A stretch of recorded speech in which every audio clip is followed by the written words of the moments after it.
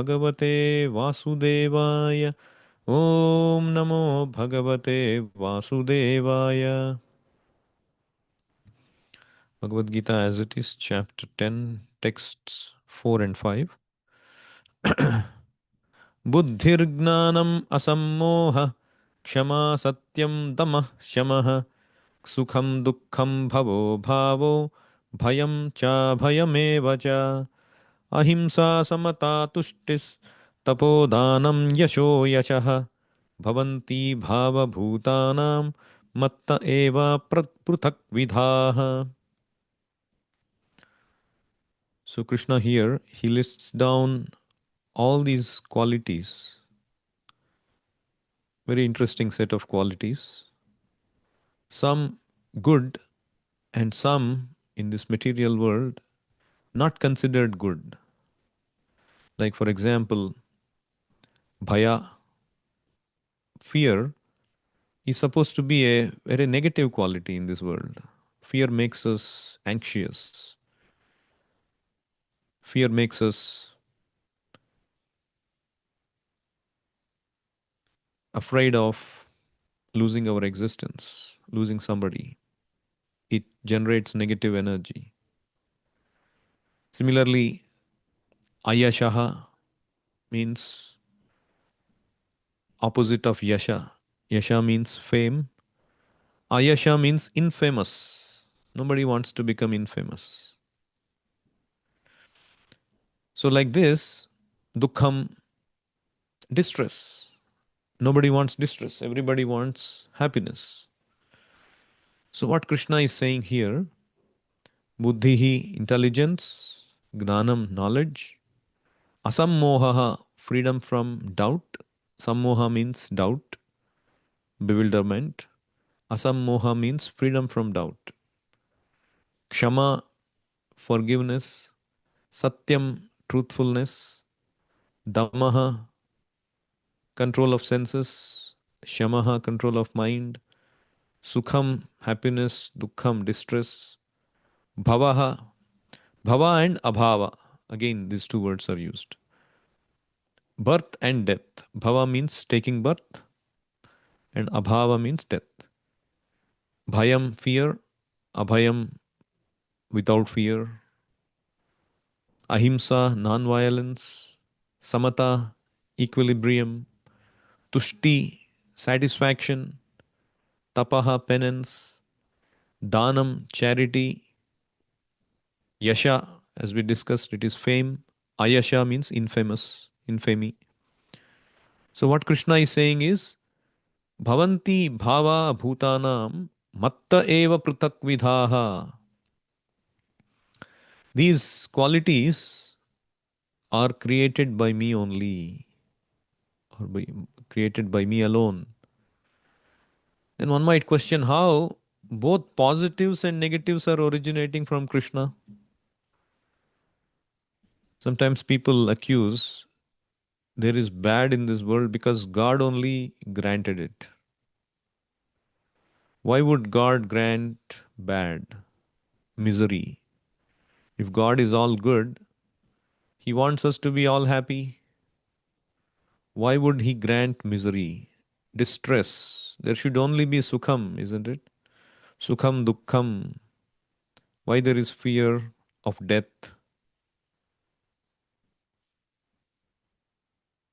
So, yes, Krishna clearly is saying here, Matta eva prutak vidhaha, all these are coming from me only.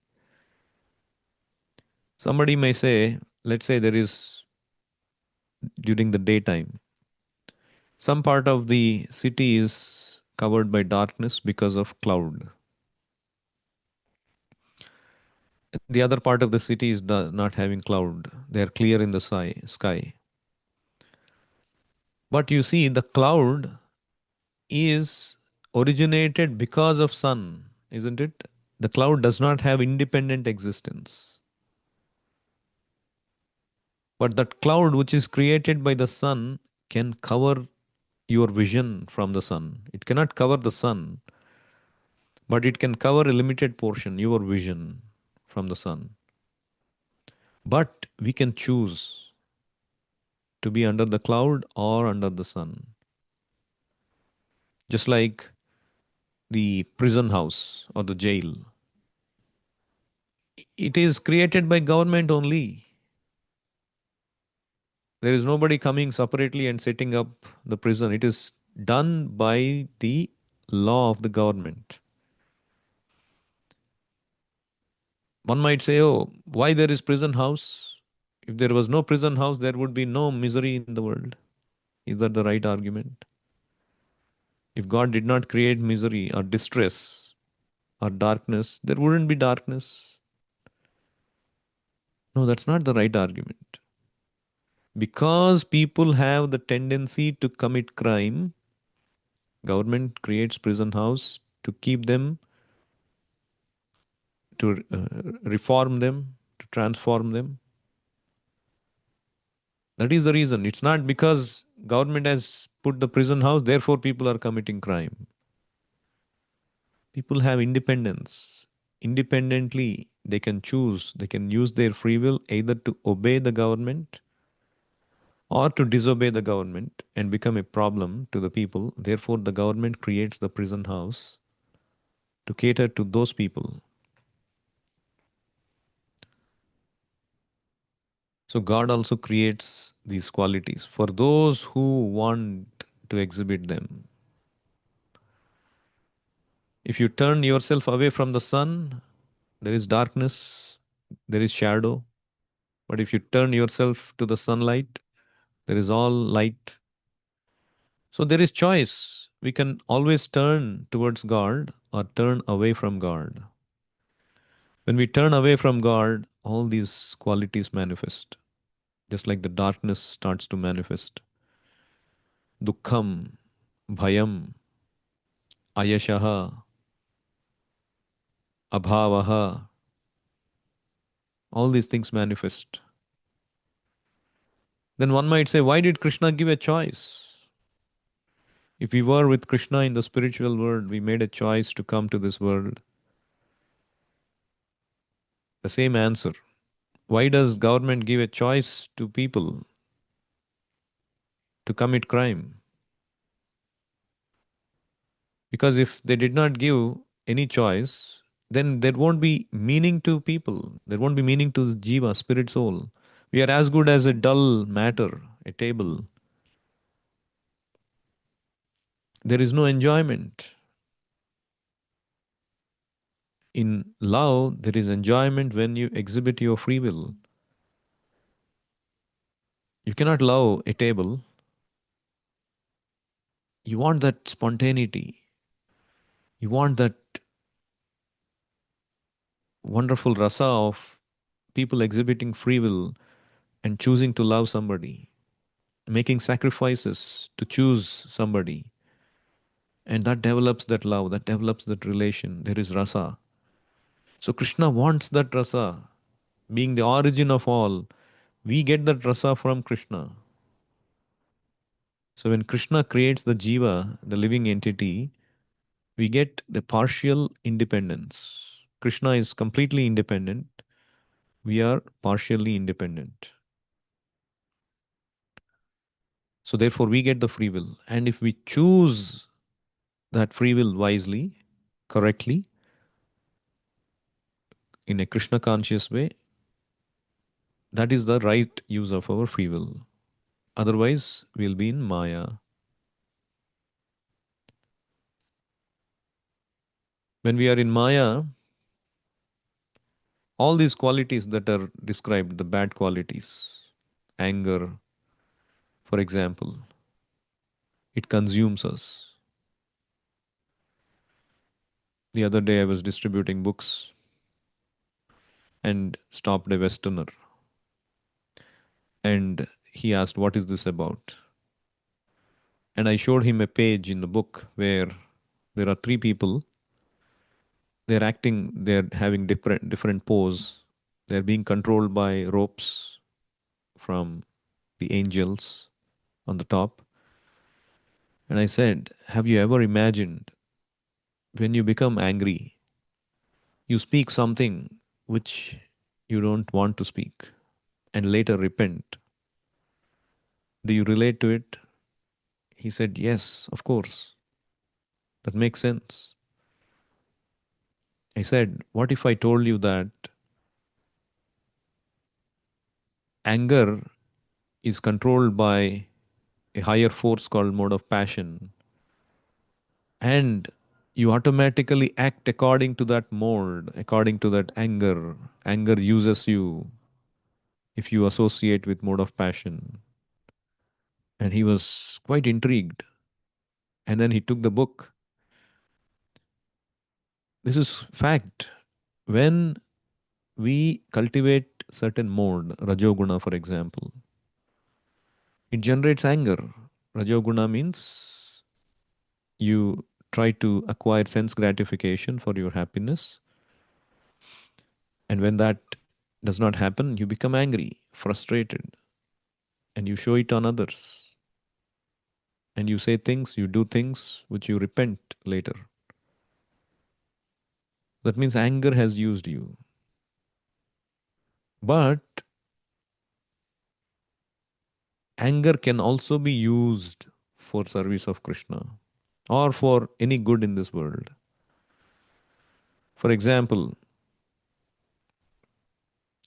a parent, a father, has to exhibit anger on the child, even though it may not be anger generated by helplessness or by the mode of passion. At least the father has to show anger to put the discipline in the children. Not that, oh, suddenly you become angry and you start to beat them. You lose control of what you're doing. Being fully conscious, being fully aware what you're doing. You're choosing to use anger. The Kshatriya has to become angry on the enemies to give them proper punishment. Hanumanji became angry on Ravana, burnt the whole Lanka. Arjuna became angry for Krishna and killed the opponents. The police has to become angry and punish and catch the criminals. The highest anger was exhibited by Krishna in the form of Narsimhadev to chastise Hiranyakashipu. So, anger, even though in the material world it's a negative quality, it has its use provided you remain in mode of goodness and you know what you're doing with anger. Similarly, fear exists in this world, in the spiritual world as well, in this world. The quality fear exists. In the spiritual world, baby Krishna is afraid of Mother Yashoda, isn't it? It is explained in Srimad Bhagavatam. Particularly, next 2 3 weeks, we are getting this Damodar month in October, and we will sing this song Damodarashtakam, which is glorifying this beautiful form of Krishna, baby Krishna. And baby Krishna is crying and running in fear of Mother Yashoda. रुदन्तं मुहुर्नेत्रयुग्मं रुजन्तं कराम्बुजयुग्मेन शतङ्कनेत्रम् मुहुश्वासकम्पात्रिरेखाङ्ककण्ठ स्थितग्रैवं दामोदरं भक्तिबद्धम्. So, Rudantam Muhur Netrayugmam Rujantam. He is constantly crying and rubbing his eyes. Netra Yugmam Rujantam. And all this mascara on the eyes that is applied for baby Krishna, it is coming and the tears are washing his face with this black mascara. He is rubbing with his Karam Bhoja Yugmena, his lotus hands, he is rubbing. And Shatanka Netram, he is like looking here and there in fear of Mother Yashoda, like just like the babies, the children, they are afraid of the parents sometimes. And Muhushwasakampa, he is like taking heavy breaths like that. And Trireka Kantha is neck which has three lines, and the ornament on the neck, the necklace that he wears, it is moving about to and fro. So Krishna is afraid, but that fear in the spiritual world is a source of great bliss. Krishna is taking happiness, being chastised by his pure devotee mother. And everybody looking, they are glorifying this. People, hey, the boy is crying. Why you are laughing at it? Why you are enjoying it? Oh, this is the difference between Krishna's pastime. Hey, Krishna is killing somebody. He's showing his anger. He's ripping apart in the form of Narsimhadev, the abdomen of Hiranyakashipu. Why you are celebrating this? So this is the difference between activity of God, activity of Krishna, and activity of an ordinary person. So the positive qualities, all these qualities exist in the spiritual world, but in a positive degree. The devotees are also fearful of losing Krishna's association. That is positive fear. So you see, even envy exists, but that is positive. It's not a envy to bring down somebody. Envy exists in the material, spiritual world in the sense of competing to do better service for Krishna. Hey, they are doing such nice service. They got such a good opportunity. Krishna has blessed them. We should also serve whatever we have, whatever capacity we have. There is unlimited opportunity, unlimited areas where I can excel and serve Krishna in my own way, even if it is the most simplest in terms of the material world, even if nobody observes it, even if there is no recognition. Krishna is there in the hearts of everyone. Ishvaraha sarva bhutanam hriddeshe arjuna tishtati. We can perform our service for the satisfaction of Krishna. That's what pleases us. So envy also is there. Not with a in the material world, envy means we desire the downfall of somebody. But in the spiritual world, it becomes a source of inspiration for us to lift ourselves. So all these qualities you see exist in the spiritual world, exist in the devotees, but they are for enhancing Krishna consciousness. But in the material world, they enhance anxiety. See, in Krishna consciousness, everything enhances bliss. But in material consciousness, everything increases, enhances anxiety, negative energy.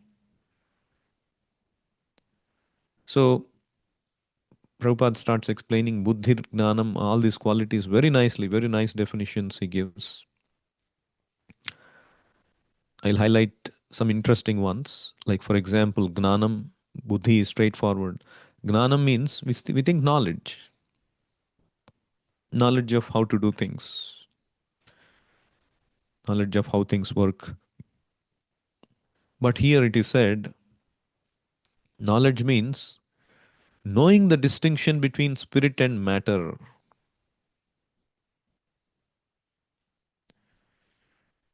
Prabhupada tells a very nice story.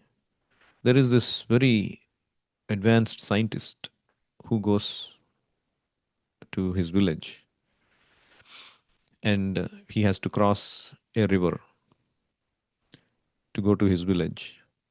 And so he gets into this boat. There's this boatman rowing this boat to take him across. And so this man keeps talking to this boatman. He's, after all, very advanced in knowledge. And then he asks this boatman, hey, do you know where the stars are, how these planets are revolving around the sun? And the boatman says, no, sir, I am just an ordinary boatman. How do I know all of that? Oh, 25% of your life is wasted. You haven't inquired about all of this. And then this man asks, do you know how this solar energy works nowadays? Everything is solar. We can derive energy from nature, from sun. He said no.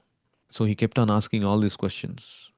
And he calculated 50% of your life is now wasted. And now there was sudden storm and the boat is shaking. And the boatman has never witnessed such a storm earlier. But he knows how to escape. And then he asks a question in return. My dear sir, there is a great thunderstorm coming. The boat will be toppled any time. Do you know swimming? And then this man says, no. 100% of your life is now going to be wasted. And then he jumped and swam. You see, yes, your material knowledge will help you to lead a material life, to get a livelihood, which the Shastra says, even those who are uneducated, those who are in not in human bodies, they are all taken care by the Lord. According to karma, they are given what is due for them. Sarvatra labhyate daivad yada dukkham ayatnatah sukham aindriyakam daitya deha yogena dehinam. The sukha and dukkha of this world, everything is destined according to the body. You cannot change. You cannot acquire only sukha. People are all trying to be only happy, isn't it? Nobody wants to get diseased. Nobody wants misery in this world. But why it is forced? According to destiny. Similarly, sukha also will come according to destiny.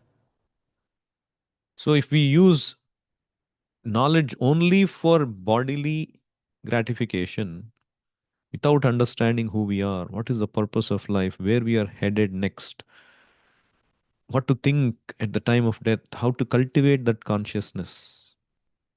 So at the time of death, we can go back to Godhead by thinking of Krishna.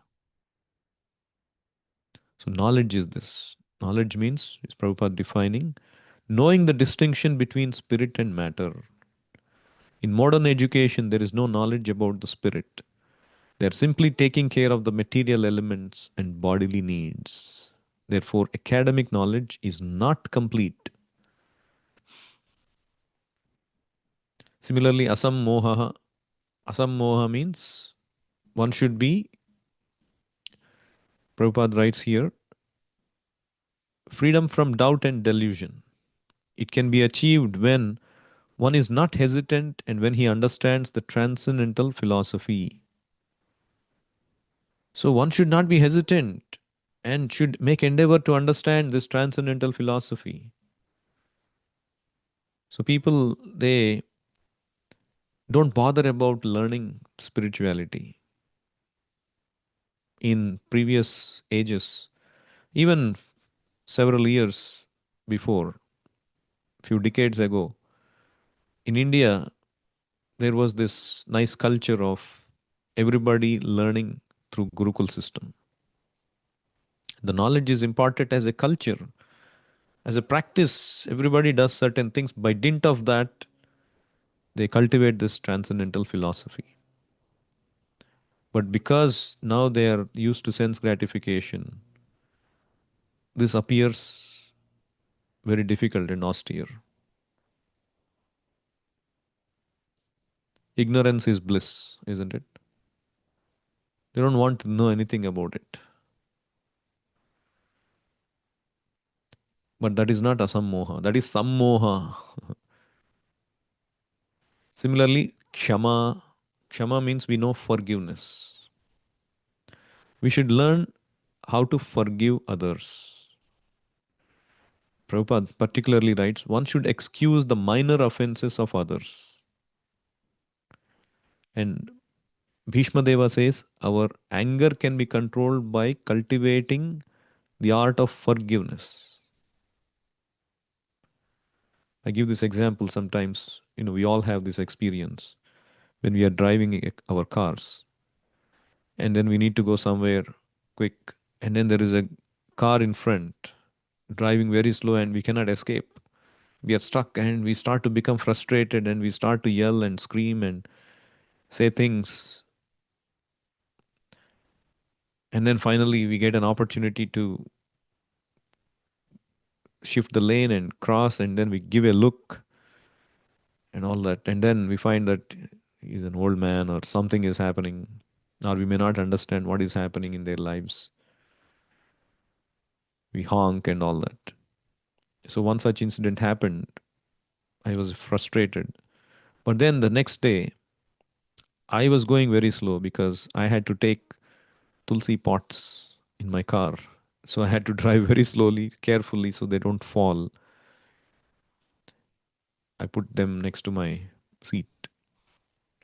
So and there was honking behind because they don't understand what I am going through. And then I understood.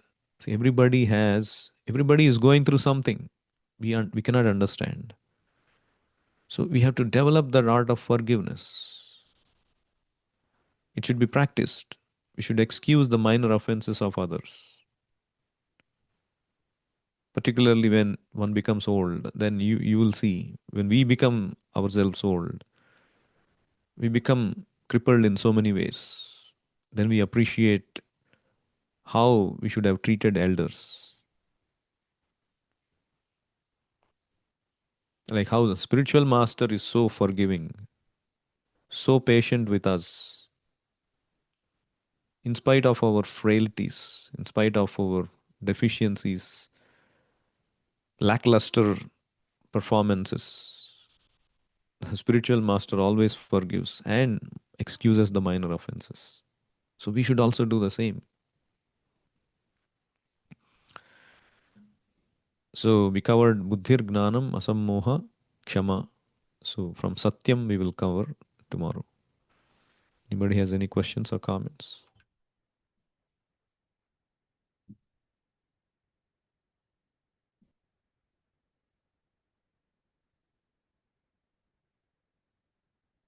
Bhagavad Gita as it is ki jai.